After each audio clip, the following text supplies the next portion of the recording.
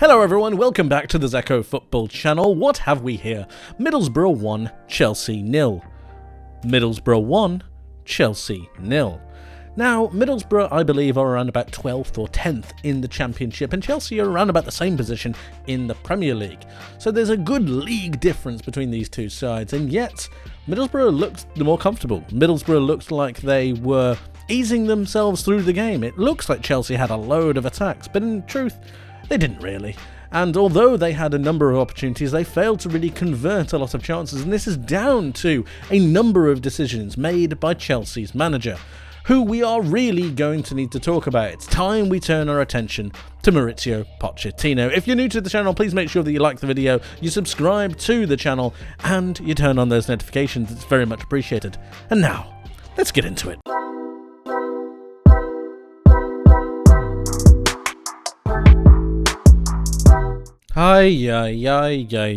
Middlesbrough 1, Chelsea 0. 72% possession. What's new? 28 possession for Middlesbrough. Makes sense. 6 shots, 2 on target. 18 shots, 5 on target. It's almost as if they have a problem scoring goals. I wonder who their striker was. Let's have a look.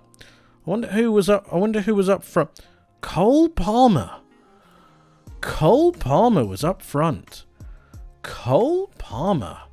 Well, but it looks like he was most on the right-hand side. That's interesting, and not necessarily playing as a striker through inside the box. That's interesting. Mauricio Pochettino needs to have a good long chat with this, because let's have a look at the average positions. Middlesbrough looked quite good defensively. They have their back three here, their midfield two, their 2 wingers going forwards, their 2 midfielders really pressing forwards, and their striker who is taking up a lot of pressure off of the rest of their team. And we'll have a look at Chelsea. What is this? What is this? Everyone's bunched up together. Caicedo and Enzo are just too close together. Gallagher, who really didn't manage to do all too much. And then you've got the back 4. Gusto getting forwards when he can, but Colwill not really able to make those overlapping runs. For Sterling, who always wants to come inside. And Cole Palmer drifting out into that midfield position like we know he does. So they actually didn't have a main central striker. We need to go and talk about this, because this is nowhere near good enough, and Chelsea are continuing to have problems. One of the most concerning games that I saw from Chelsea was this one against Middlesbrough. The setup looked just strange to me, and I'm struggling to really see where Mauricio Pochettino's thoughts come from. I've got them set up as they were in their 4-2-3-1. We obviously have Thiago Silva and Disasi as the 2 main centre-backs. Chelsea have been riddled with injury even at centre-back, so it's not a surprise that these 2 start yet again. Gusto out on this right-hand side instead of Reece James because he's injured makes a lot of sense, but I've got to say that Levi Colwill at left-back, we'll get back to him in just a second, but it just doesn't really make sense to me. I understand that you want 3 tall centre-backs to be able to deal with aerial pressure. I understand that he's quite good at passing. I also get that he's able to support Sterling or the left winger pretty well, but he doesn't really do too many overlaps. He struggles with 1v1 scenarios, and to be honest with you, he's not a left back, and I'm really struggling to understand why Mauricio Pochettino has persisted with him for so long. Injuries are a massive thing, yes, and Marco Correa and Ben Chilwell being injured are not good, and so you do need to find alternate scenarios, but I've seen other times when those 2 players have been fit and Levi Colwill has been chosen ahead of them, and this just doesn't make any more sense to me. I just think that Colwill is being pushed out into a position that he's not particularly comfortable with. He didn't really look comfortable with it at Brighton.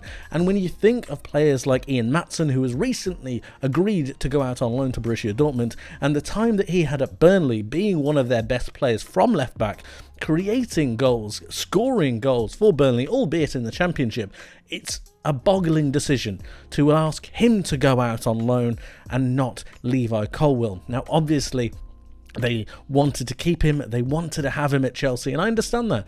But could he not have been an understudy to Thiago Silva? Could he not have really integrated himself as the mainstay centre-back to be able to push Chelsea forwards, especially considering the injuries to Wesley Fofana and the like? It just seems like a strange decision to me. And then comes the £250 million question. Enzo Fernandez and Moises Caicedo look like they've never seen each other before, which is probably true. They haven't. One has been injured, one has taken time to really bed into the squad, but every single time I watch them play, I struggle to really see any kind of cohesion between the two. Moises Caicedo is okay at really starting to press and picking up some tackles. Enzo Fernandez is trying to get the ball moving, but every single time I see them in a duo together, I fail to see any kind of teamwork. I fail to see any kind of patterns of play, and that's possibly down to the number of rotations that Mauricio Pochettino is making. Conor Gallagher, for me, is just not a central attacking midfielder. He does not have the real just quality to be able to link play from an attacking sense, and actually the player that I think should be there is Cole Palmer. Now this for me was the worst decision of the night, and the worst decision that I've seen Mauricio Pochettino make in quite some time.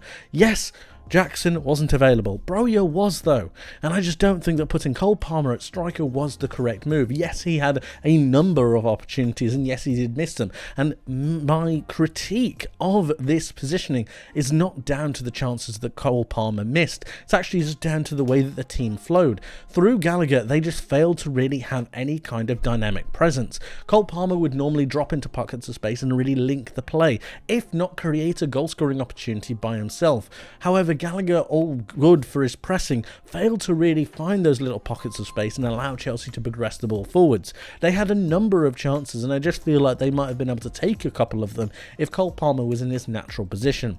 Raheem Sterling and Noni Madueke out on these wings were okay, but when I tell you that they had 32 crosses into Cole Palmer and Broja over the entire match, how many would you say that they actually completed? Well, when I tell you that they only completed 4 of them, I think, like me, you'd be pretty surprised. And it's down to this selection and the way that they've got Chelsea playing that it just makes it all seem a little bit of a mess. Mauricio Pochettino has failed to really get this side playing free-flowing attacking football, and a lot of the time it looks quite just problematic. It doesn't look free-flowing, it doesn't look natural. It looks like the players are trying different things and they're just not really coming through with it. Out on the wings, you've got a lot of question marks. Through the middle, you've got a lot of question marks. And I feel like Mauricio Pochettino is creating more problems than he's answering. The midfield duo just don't seem comfortable together. Conor Gallagher is being played continuously, and I don't blame him for that. I like him. However, as a central attacking midfielder, you wonder where Chelsea's cohesion is coming from. And then the continuous changes at centre-back and just all over the pitch. There's no wonder why Chelsea aren't flowing at their best. And then you've got the likes of Christopher Nkunku and all of the injuries to come back. It makes you wonder, what is Chelsea's best side?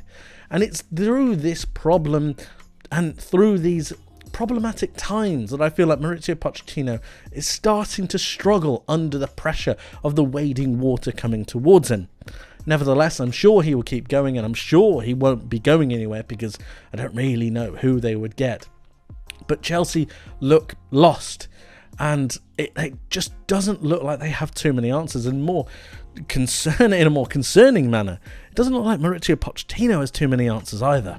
Finally, I want to take a look at the goal that Chelsea conceded against Middlesbrough. Obviously, this game ended 1-0, and there is going to be a second leg at Stamford Bridge, so all is not lost. However, there are some major issues, and I just want to reiterate the ones that I highlighted in the previous piece. Now, this is the build-up to the goal. Number 4 here from Middlesbrough is about to play the ball over the top, round to Chelsea's left-hand side, Middlesbrough's right-hand side, and it's going to go towards Levi Colwill. Now, they did this on a couple of occasions, clearly isolating Colwill against the pacey Middlesbrough players, and it's through this that the goal comes. And as you can see, Colwill is struggling to really get any kind of a foothold in this race up against the Middlesbrough forward. He gets the better of him and then allows him to get ahead. Now, you might have said that he could have crossed it in towards the Middlesbrough forward. He didn't see it, and instead he gets jockeyed by Colwill, which is absolutely fine. But from a more concerning point of view, we have 1, 2, 3, 4 Chelsea players right here. None of them are picking up him. Now, he is the goal scorer, and that is extremely concerning to me, because when you have a dangerous situation, it's panic stations right now. Colwill has lost his man.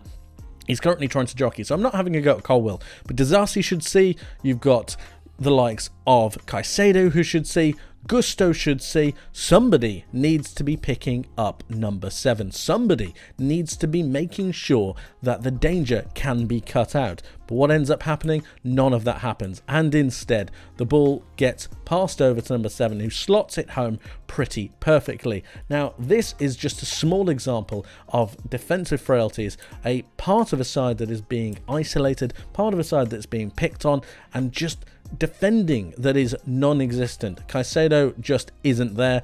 Gusto isn't there. Disasi reacts too late. And we have a Middlesbrough midfielder who is completely free just on the 6-yard box. Nowhere near good enough. And Chelsea really need to have a good, long, hard look at themselves. Mauricio Pochettino needs to change this immediately, else it will only get worse. But let me know your guys' thoughts in the comment section below. Let me know your thoughts on Chelsea and how you would fix just this mess. Let me know your thoughts in the comment section below. Thank you ever so much for watching. I hope you enjoyed. I hope you learned something new. And I hope to see you in the next one. But until then, take care.